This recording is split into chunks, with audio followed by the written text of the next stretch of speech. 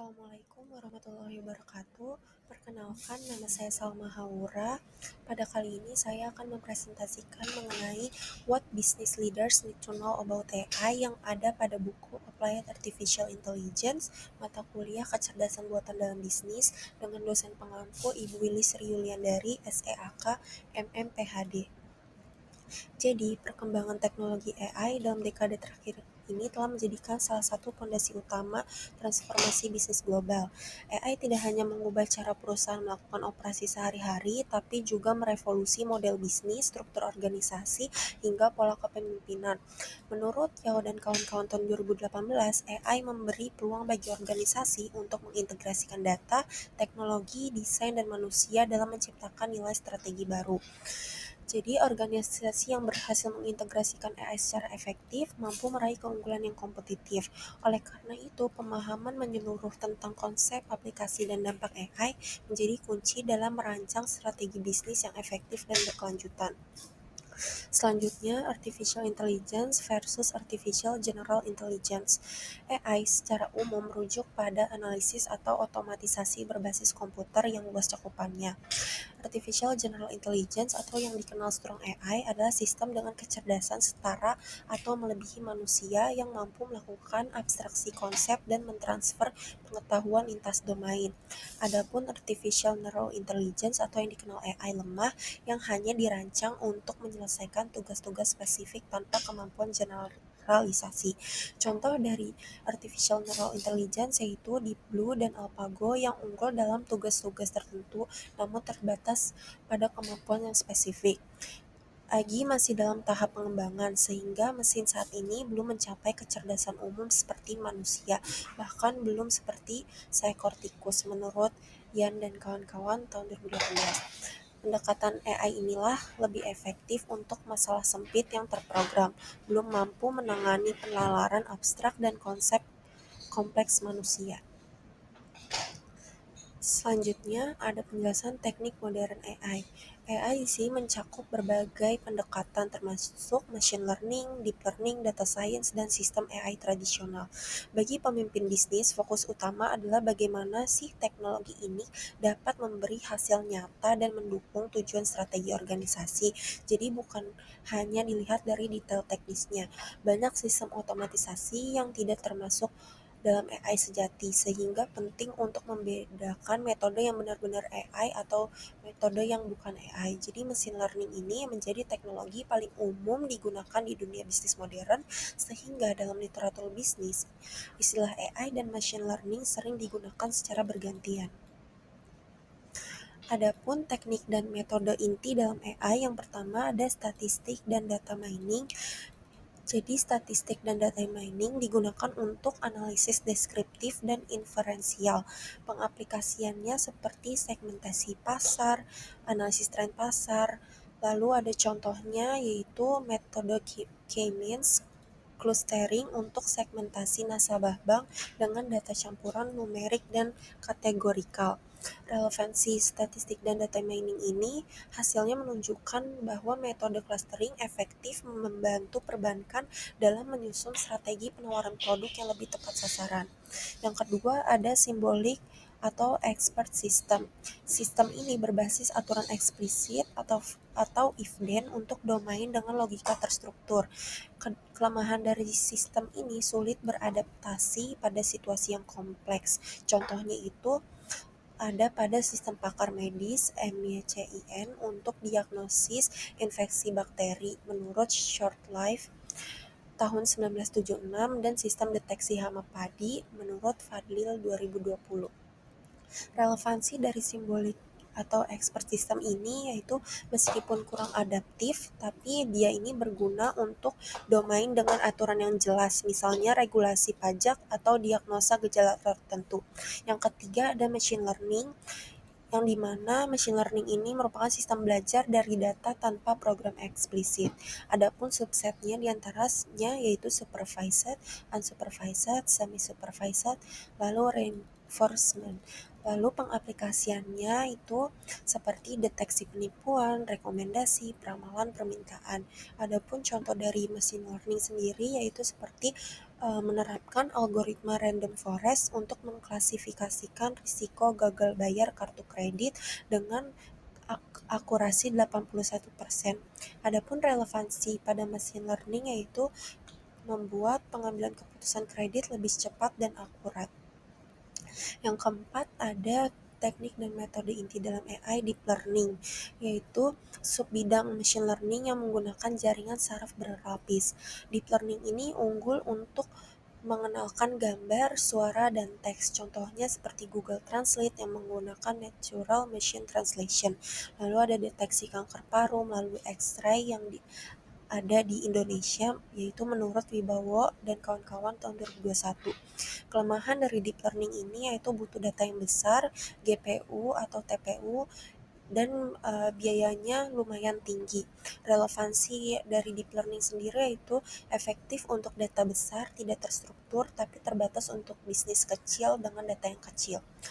Adapun yang kelima yaitu probabilistic programming, yang dimana probabilistic programming ini membuat keputusan dalam kondisi ketidakpastian dengan inferensi probabilistik. Pengaplikasiannya sendiri seperti peramalan cuaca, diagnosis kesehatan, prediksi pasar saham. Adapun contohnya seperti sistem probabilistik berbasis Bayesian network untuk diagnosis penyakit jantung. Relevansi dalam probabilistic programming ini yaitu cocok untuk industri kesehatan dan keuangan karena membantu menilai probabilitas risiko.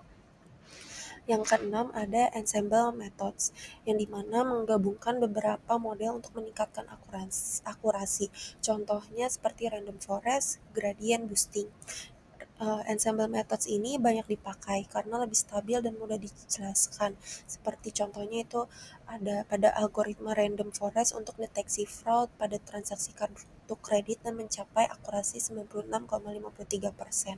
Relevansinya sendiri yaitu random forest dipilih karena lebih transparan, hemat biaya, mudah dipahami stakeholder dibandingkan dengan deep learning. Selanjutnya ada machine intelligence continuum yang memetakan kapabilitas AI dari sistem berbasis aturan sederhana hingga super intelligence. Untuk memahami spektrum kapabilitas AI ini, Yao dan kawan-kawan 2018 memperkenalkan konsep MIC yang terdiri dari 7 level, diantaranya yaitu yang pertama, sistem DETEC, yaitu berbasis aturan sederhana, misalnya alarm kebakaran. 2. Sistem DETPREDICT, melakukan prediksi probabilistik, contohnya seperti churn prediction di telekomunikasi. Yang ketiga, sistem DETLEARN, itu sistem adaptif yang belajar dari data, contohnya rekomendasi Netflix pada pelanggan. Yang keempat, ada sistem DeepGrid, yaitu generatif AI yang menghasilkan konten baru, contohnya DALL-E dan ChatGPT.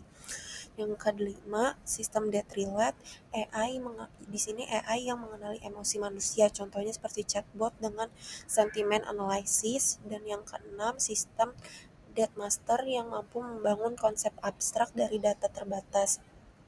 Contohnya ini belum ada contoh sehingga belum tercapai. Yang ketujuh, sistem that evolve, yaitu super intelligence yang mampu mengubah arsitektur sendiri, contohnya seperti futuristik. Adapun peluang AI dalam bisnis, yang pertama operasi dan rantai pasok. Di sini AI bisa membantu demand forecasting, melakukan predictive maintenance, dan mengoptimalkan produksi. Contohnya ada pada General Electric yang menggunakan sensor IoT dan machine learning untuk memprediksi kerusakan turbin, sehingga menghemat biaya hingga jutaan dolar.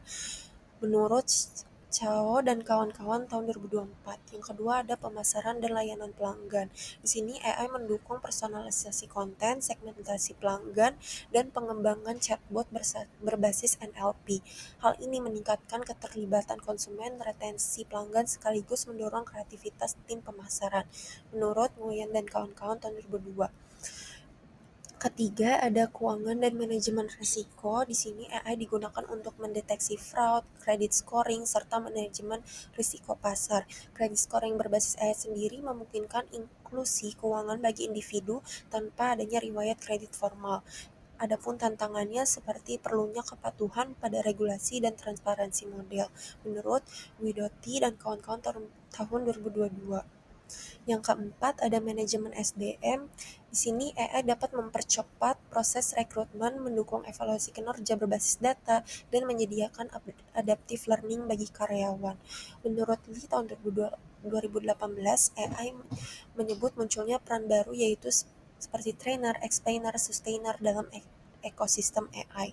Yang kelima yaitu inovasi produk dan model bisnis. Sini generative AI memungkinkan co-creation dengan konsumen. Autodesk Dreamcatcher misalnya menghasilkan desain industri inovatif yang melampaui rancangan manual sehingga dapat mempercepat desain pada produk baru. Menurut Singh et al. Tahun 2024. Adapun contoh dampak sosialnya yaitu yang pertama Farm Guide di India, yaitu prediksi hasil panen untuk membantu petani kecil mendapat akses kredit yang adil. Yang kedua, UNICEF U-Report, yaitu memungkinkan anak-anak melaporkan pelecehan melalui bot SMS yang mendorong intervensi kebijakan. Yang ketiga, AI di kesehatan.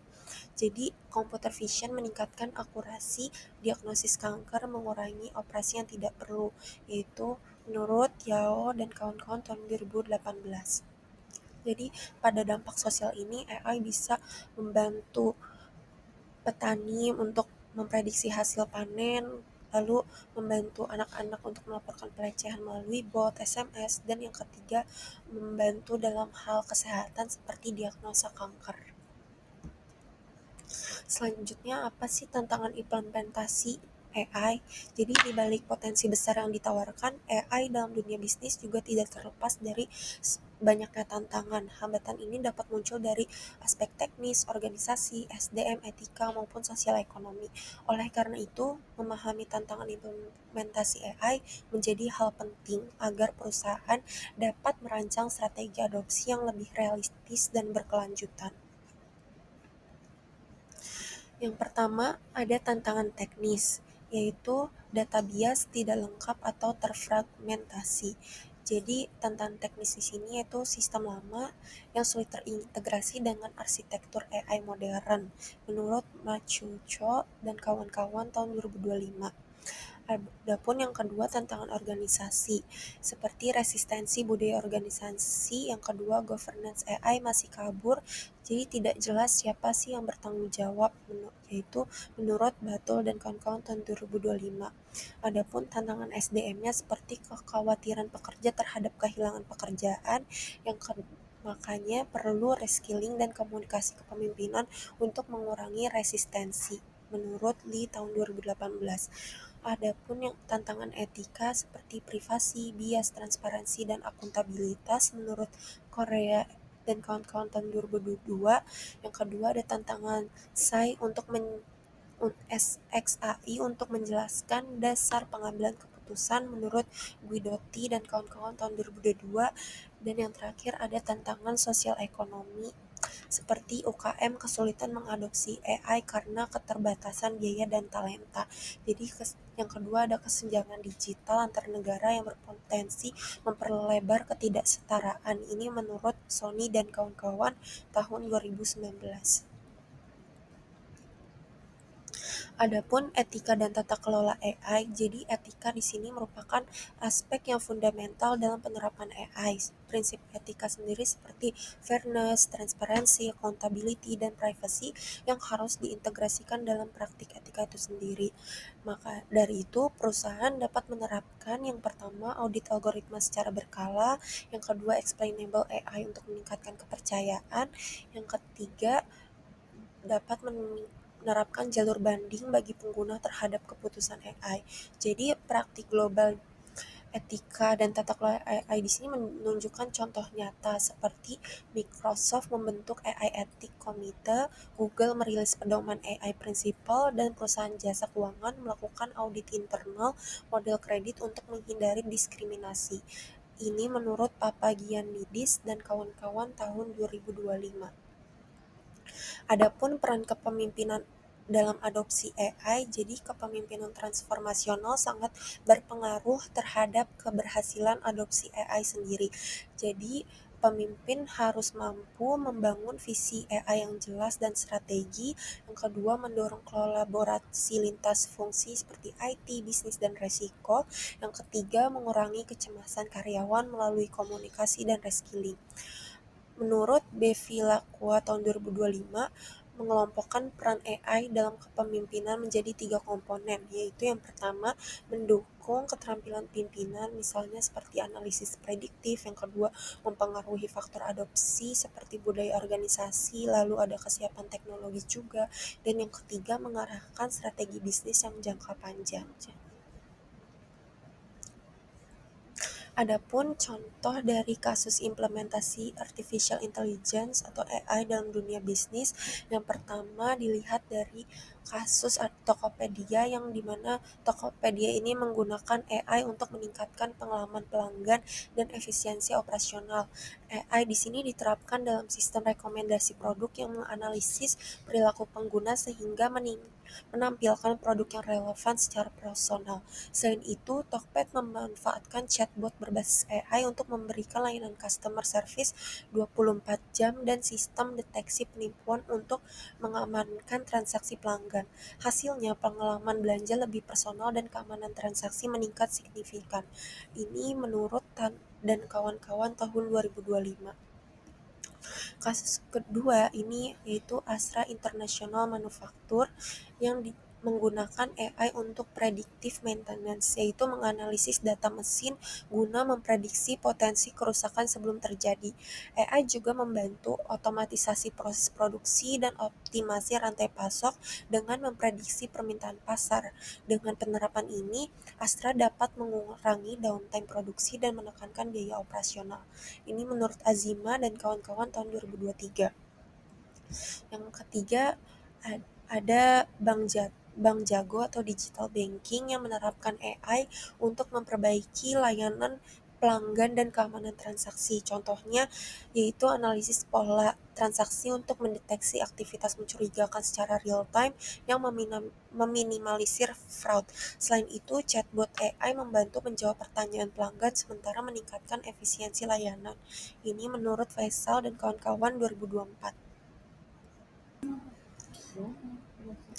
Adapun kesimpulan yang ingin saya bahas yaitu yang pertama, AI menjadi pendorong utama transformasi bisnis modern. Bagi para pemimpin, memahami AI ini bukan hanya soal teknis, tapi bagaimana teknologi ini dapat diintegrasikan untuk menciptakan nilai strategi, efisiensi, dan mendorong inovasi. Dengan membedakan AI dan AGI, ekspektasi dapat realistis, sementara pemahaman metode inti seperti machine learning, deep learning, ensemble method, serta kerangka machine intelligence continuum membantu organisasi merancang strategi adopsi yang tepat. Adapun peluang AI mencakup hampir semua fungsi bisnis, mulai dari operasi, pemasaran, keuangan, SDM, hingga inovasi produk dengan studi kasus nyata seperti contohnya itu Tokopedia, Astra International, dan Bank Jago yang menunjukkan peningkatan layanan pelanggan, optimasi proses, dan keamanan transaksi. Namun, di balik itu semua adanya tantangan seperti kualitas data, resistensi budaya, kebutuhan reskilling, serta isu etika tetap harus diperhatikan. Dengan kepemimpinan yang visioner, struktur organisasi adaptif, dan tata kelola yang menekankan fairness, transparansi, accountability, dan privacy, AI dapat menjadi alat efisiensi sekaligus instrumen untuk inovasi, keberlanjutan bisnis, dan peningkatan kesejahteraan sosial. Adapun beberapa referensi yang saya ambil yaitu terdapat 28 referensi untuk menjelaskan penerapan AI ini bagi para pemimpin. Sekian presentasi dari saya, kurang lebihnya mohon maaf. Wassalamualaikum warahmatullahi wabarakatuh.